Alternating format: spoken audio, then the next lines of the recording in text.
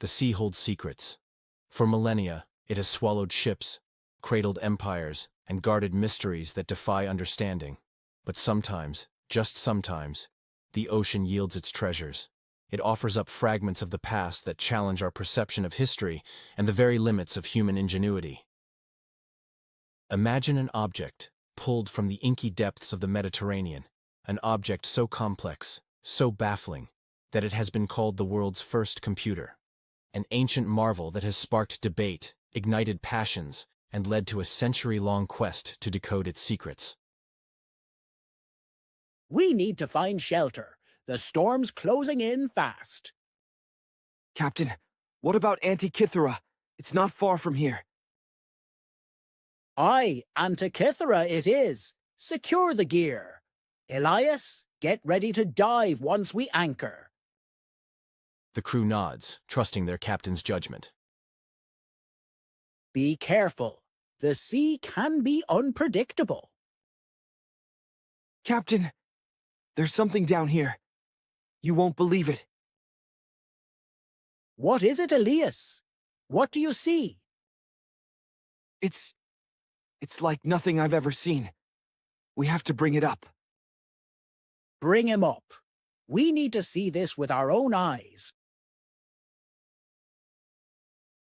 Captain, I saw a heap of dead, naked people beneath the waves. Prepare the suit. I'm going down there. Not bodies, but treasures. What are you? Bring it all up, every last piece. We've found something extraordinary. Careful with it, it's fragile. I've never seen anything like this before. This is only the beginning, gentlemen. What is it, Captain? It doesn't look like much now. Just a heap of fragments. Looks like scrap to me. Perhaps. But I have a feeling this is more than just a piece of old bronze. What do you want us to do with it? Bring it to the museum in Athens. They need to see this. Every last piece. To Athens, then. What have we here? Professor Argyriou? Yes, Spiridon? What is it? Look here, gears. Tiny, intricate gear wheels. Incredible. Such precision. It doesn't fit anything we know from ancient Greece. Gears are for mills, not calculating devices. This could change everything. We must investigate further. I'll gather the team. This will spark quite the debate. What secrets do you hold? Some found inscriptions referring to the planet Aphrodite or Venus, but our understanding remains elusive. We've made little progress, despite the myriad of theories and reconstructions. Enter Albert Riem, a German philologist who took up the challenge between 1905 and 1906. And what did he discover? He correctly identified some inscriptions as a parapegma, a star calendar of sorts, listing the risings and settings of stars in the annual cycle. An astronomical device, then? Exactly. Rem made some extraordinary suggestions. He proposed the presence of epicyclic gearing, gears mounted on other gears, their axes turning in concert. Sophisticated, indeed. And was he correct? Indeed, he was. Although many of Rem's theories were ultimately incorrect, his insights about the gearing were remarkably accurate. And the device as a planetarium? He proposed it displayed the positions of the 5 planets known in the ancient world. Though not all his models were right, his insights informed later models of the Antikythera Mechanism. It's a testament to the ingenuity of those who came before. We stand on the shoulders of giants, Spiridon. Many of Rem's theories and models were ultimately incorrect, but his insights were remarkable and informed later models of the mechanism. It's incredible to think how far ahead of their time they were. Indeed. And the story continued with another visionary, Derek de Solla Price. Price, the historian of science? Yes, 50 years later, Price commissioned the very first X-ray study of the device. Fascinating. Did it reveal anything new? It did. The X-rays unveiled more of the internal gearing, though it was still a puzzle. In 1959, he published an article in Scientific American detailing his theories on how the fragments and gears were situated. But I assume there were challenges? Oh, certainly. Understanding a gear mechanism requires knowing the number of teeth on each gear. Price attempted to count them, but errors were inevitable. Persistence is key, I suppose? Exactly. He didn't stop there. Price collaborated with Charalampos Karakalos and his wife Emily for another X-ray study. And did they make progress? They did. They uncovered the 19-year lunar cycle within the gears. Yet, Price's model remained overly complex for the simple outputs it produced. A shame, but still a step forward. Absolutely. Each discovery builds upon the last, paving the way for future breakthroughs. And who took up the mantle after Price? Ah, that brings us to the next chapter and to Dr. Tony Freeth, but that's a story for another day. The sun dips lower, casting longer shadows across the room. That brings us to the next chapter and to Dr. Tony Freeth. Tony Freeth? Yes, a mathematician by training. Freeth became fascinated with the mechanism, skeptical about Price's model, which seemed unnecessarily complex. So, what did he do differently? He proposed a new investigation. High-resolution 3D X-ray studies, a technique developed by Tom Malsbender, allowed for digital imaging of the inscriptions on the fragments. Incredible. And this was all in 2005? Indeed. Freeth, along with an Anglo-Greek team of academics, secured a grant for these studies. They used an 8-ton X-ray machine, custom-built for this purpose. Sounds like a massive undertaking. It was. There were great technical difficulties, but they produced a wealth of new data. Freeth was tasked with analyzing the mechanical structure of the device. And what did he find? A major discovery, Spiridon. The mechanism predicted eclipses. The Babylonians had a 223 lunar month cycle, the Saros cycle. Freeth identified this scale on the mechanism. Predicting eclipses? That's remarkable. Yes, it was known this cycle was crucial for predicting eclipses. Freeth found little groups of Greek letters and symbols on this scale, glyphs he called them. Glyphs? What did they mean? He deciphered them as eclipse predictions. Some contained the Greek symbol for the moon, Selene, indicating lunar eclipses, and others for the sun, Helios, predicting solar eclipses. A breakthrough, indeed. Absolutely. It was a major step in understanding the true purpose of this amazing device.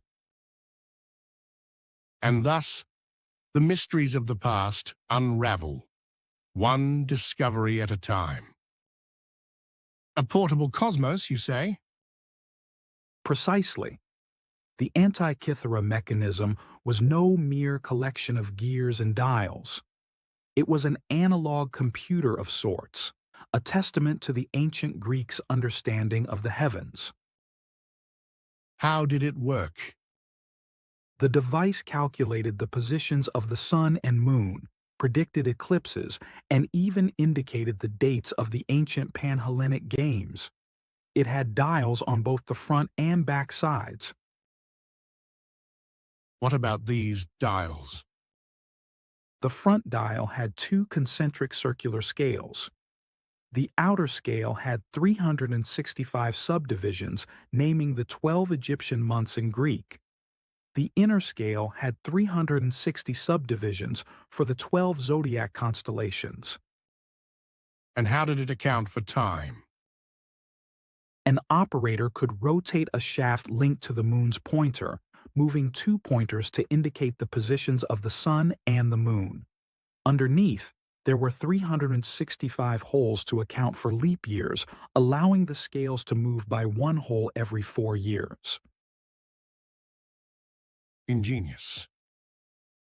Indeed, it even indicated the phases of the moon with a rotating sphere connected to the moon's pointer via a crown gear. On the back, there were two main spiral dials.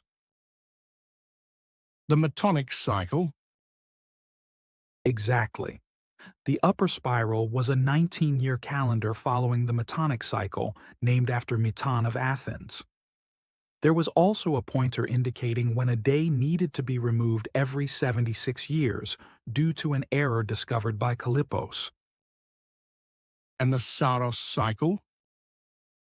The lower back dial had the Saros eclipse prediction cycle, along with a smaller dial showing the dates of the ancient Panhellenic Games. The device contained at least 30 gear wheels, crafted from various alloys.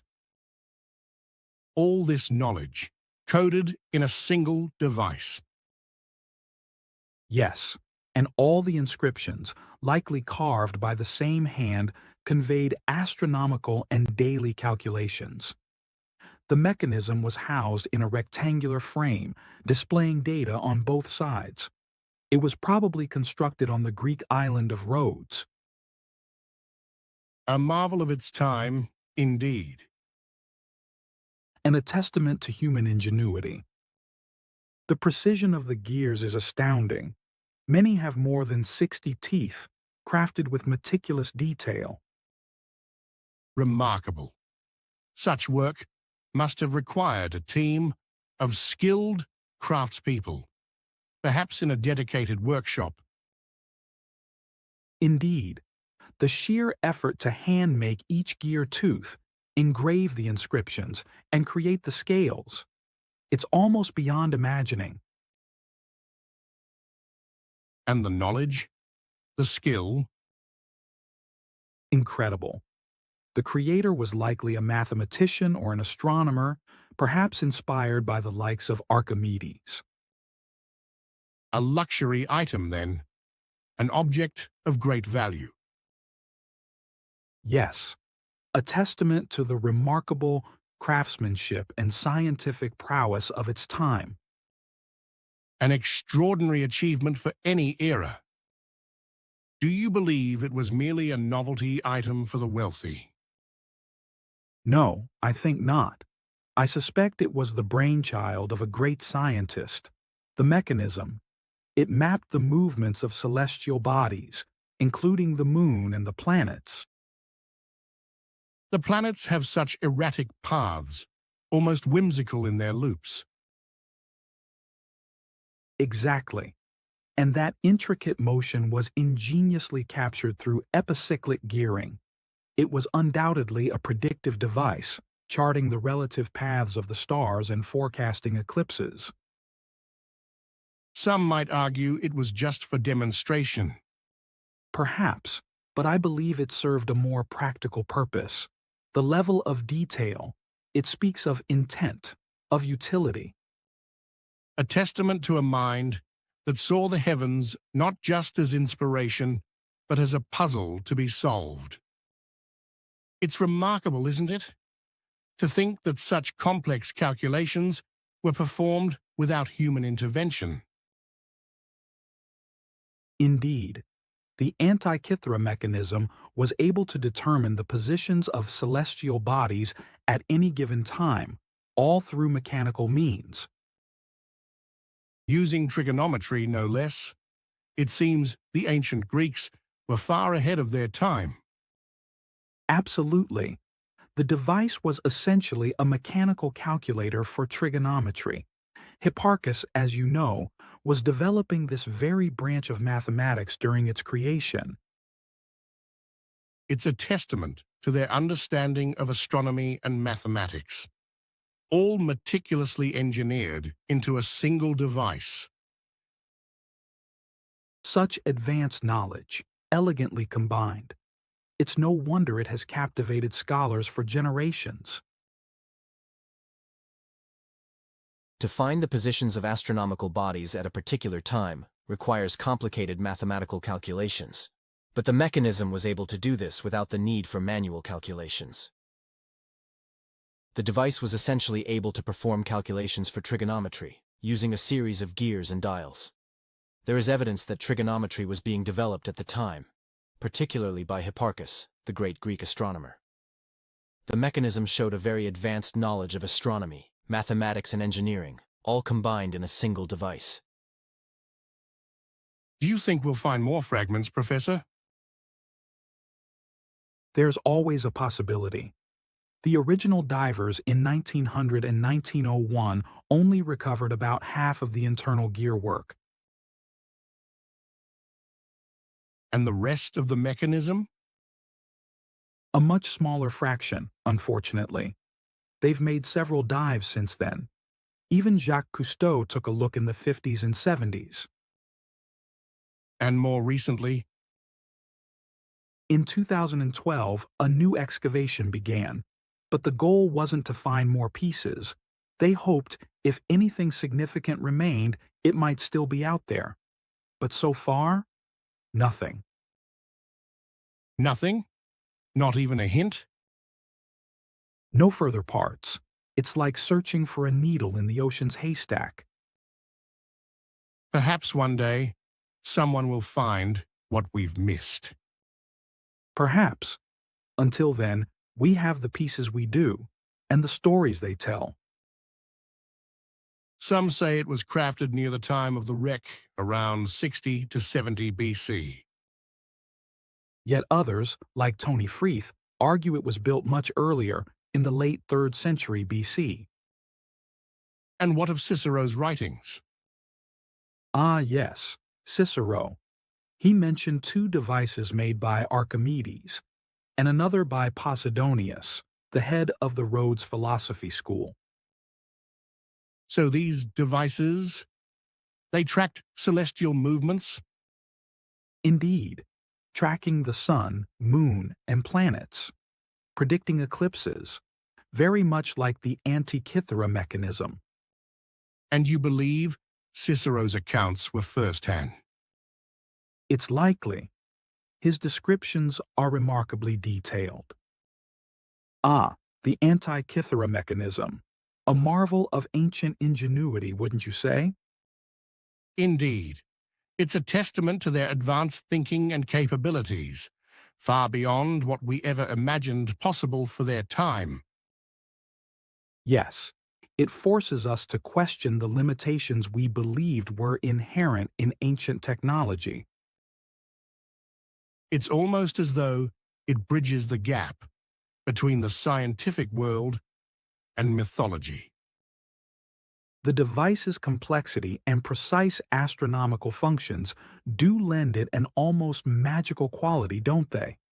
It blurs the lines between historical fact and mythical interpretation. Its existence raises profound questions about the nature of scientific progress and the knowledge that has been lost over time. The story of the Antikythera Mechanism is one of discovery, persistence, and collaboration. It's a narrative that continues to unfold, reminding us that history is not a closed book, but a vibrant tale waiting to be explored. Chuckles softly. The past, indeed, is a vibrant narrative, one that challenges us to look deeper and question what we think we know. And to appreciate the incredible depths of human ingenuity throughout history.